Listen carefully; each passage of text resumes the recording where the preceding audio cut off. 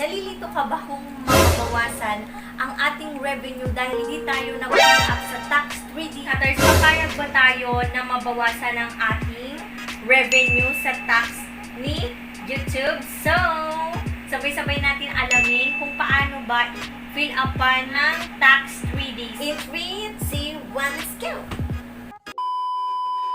Hello mga Kapsatters and welcome back sa ating YouTube channel, and today's video guys, gagawa ako ng tutorial about sa Tax 3D natin sa ating channel, sa ating YouTube. Naka-receive ako ng email ni YouTube galing kay Google. Papakita ko sa inyo yung email ni YouTube. Lahat naman tayo guys, mga monetized channel is makakatanggap tayo or makaka-receive ng email ni YouTube, ni Google na, ayan, basahin nyo lang yan guys. So, ayan yung ating natanggap about sa Tax 3D. Marami sa atin ngayon ang nagtataka about sa Tax 3D. Based naman sa other country, yung matatanggal na tax. Depende yun guys. Ang pagkakaalam ko, Tax 3D about sa US and the Philippines, sa ating country. Kaya need talaga natin na mag-sign up sa ating Tax 3D. Meron akong TIN number guys. Hindi ko basta-basta ilalagay yung TIN number ko doon because change nga ako ng address and nag-change ng civil status. And yun guys, after mga 5 days is nakuha ko siya.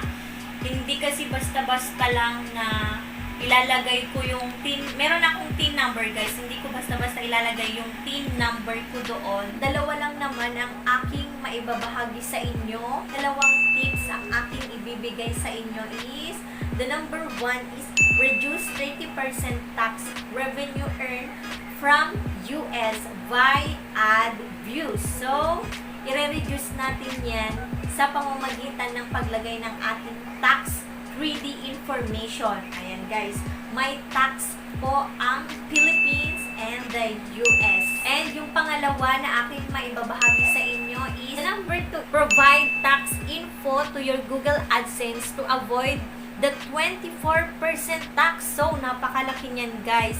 Deduction, a total earning worldwide. Ay, grabe. Lahat worldwide talaga guys.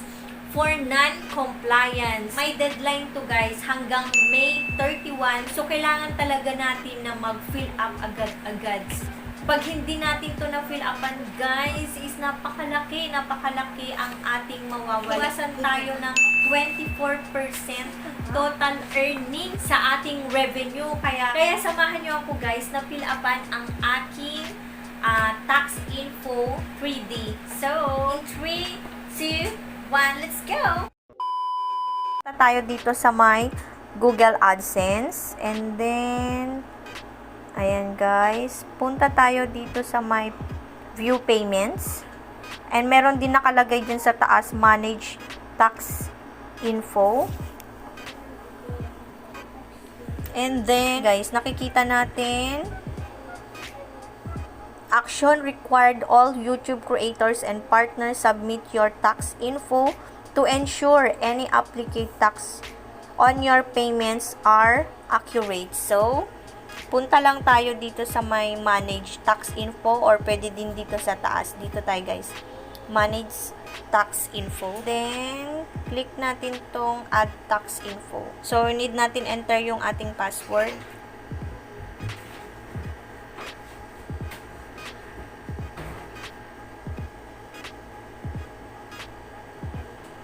And then, next.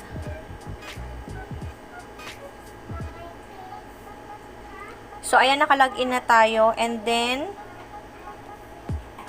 United States Tax Info. So, individual. Ako lang naman to. And then, next. So, are you a citizen or resident of the United States? So, no. If yes is, pindutin natin yung yes kung doon kayo nakatira. And then, next. Okay, guys. Select W8 tax form type based on your previously selected answer A. 8B, A, W8, PBEN. Dito tayo, guys. Yes, yan. Huwag natin pindutin yung dito sa baba. This form is most commonly used by non-individuals Okay guys, so start WBEN form.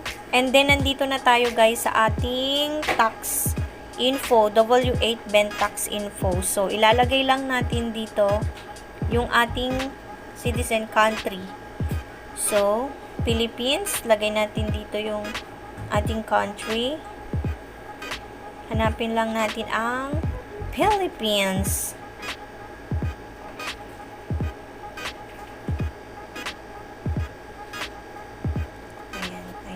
Philippines and yung ating TIN ID. Napaka-importante nito na ilagay natin ang ating TIN.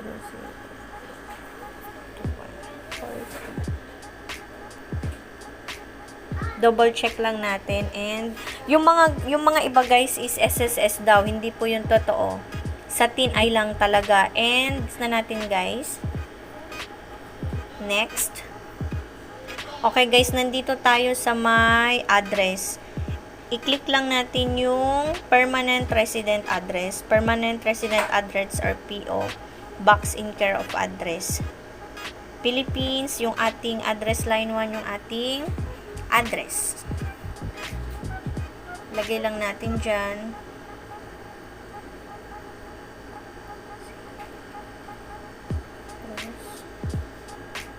Yung ating suburban is barangay. Dito sa city is, ayan, Parañaque City.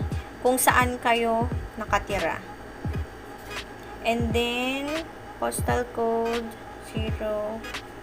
Yung province Metro Manila, and mailing address is the same, permanent. And then, next natin guys. Okay, tax treaty. Nandito tayo sa tax treaty. Are you claiming a reduced rate withholding under tax treaty? Okay, yes natin guys. Kasi pag no, ang sagot natin is automatically na 30% yung mababawas sa ating revenue. So, yes, resident of country region claiming. And then, hanapin natin dito yung ating Philippines. Special rates and conditions. Click lang natin tong serve such as AdSense. Click natin yung Article 8, Paragraph 1. Ayan, reduced treaty, 0%. Wow, salamat naman sa Philippines. Ayan, check lang natin yan guys. And then, this one, check lang natin. Article 13, Paragraph 2A, and then 50% treaty. I-check lang din natin tong nasa baba guys. Other copyright royalties. Okay, Article 13, Paragraph 2. And then yan, 50% treaty. And then, i-check lang natin tong as a tax resident of the country region, identify the tax identity section. Okay? And then, after mapilapan natin guys is next.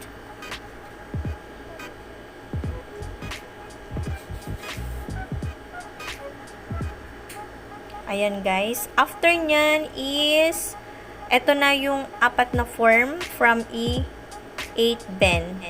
Ayan yung naka-blue dyan. And, I confirm that I have reviewed the generated tax documents to the best of my knowledge and believe they are true, correct, and complete. So, eto na guys, yung ating default. Ayan yung ating napil-upan. And then, next lang natin. Ito guys, yung signature natin, yung whole name natin yan guys ha, hindi yung pangalan ng ating channel, kundi yung totoong pangalan natin. Okay, and then, are you the person listed in the signature? Yes, I am the person listed. And then next. Okay guys. As the individual's activities status, the identified perform the activities Google within US. No, kasi hindi naman tayo nakatira doon guys. I certify that the services performed, say yes. Are you providing tax to the info existing payments profile that hasn't received payments? So, ang sagot ko dyan guys is, I am providing tax info for existing payments profile that has previously received payments dahil nakasahod na rin ako. And kung hindi ka pa nakapagsahod is i-click mo yung sa unaan, I am providing tax info for the new existing payments. So, check lang natin yan guys. And then, submit. Okay, eto na yung ating provide update your tax information. So, ayan, nakikita na natin guys, approved na siya. And, ayan, tingnan nyo naman, ang baba. Yung sa 30% is nababaan natin siya ng 15%. Ayan, na-claim na natin yung motion picture activity, other copyright 15%, and the services is 0%. So, ayan, ganyan lang kadali pag-fill up sa ating tax info, tax 3D. So, ayan guys, tingnan natin kung nag-email na si YouTube. So, ayan guys, ito na yung Google Payments. Google Payments, your tax information has been approved. So, ayan na nga guys, your tax information has been approved. So, view tax info tayo.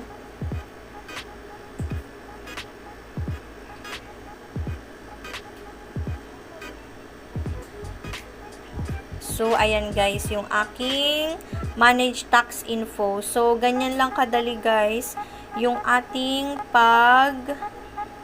sa-submit ng form. So, ayun naman guys ang aking maibabahagi sa inyo about sa tax 3D. And sana nagustuhan nyo ang aking tutorials. Kapag hindi talaga natin na-fill upan to, automatically mababawasan ang ating revenue. So, expect na natin yun guys kasi pag hindi tayo sumunod kay YouTube is, yun ang mangyayari. Kaya, fill upan na natin guys. Huwag nyong kalimutan na ilagay yung TIN. Kasi pagkakaalam ko is, dyan nila i-base yung ating tax info. Gusto ko lang magpasalamat din